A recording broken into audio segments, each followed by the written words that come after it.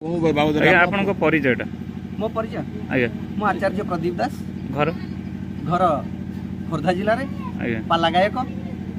कौन बाबद पाला गायक तांकर 21 डाकिछन्ती पाला गायक 21 कौन बाबद पूजा कोठी आज्ञा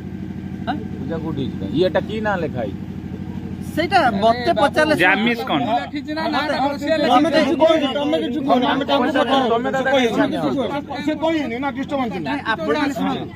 मते आपण माने डाकिले मु आसीबे पाला गाइया पई आपण कोंतु आपण कोन आपण पाला आपण पाला गायक आज्ञा केते वर्ष धरि पाला गाइले मु 30 वर्ष हला गाइले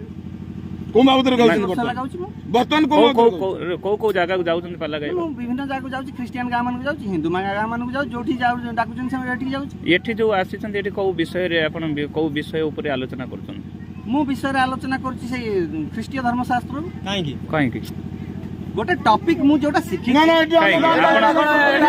सत्यनारायण पाला रे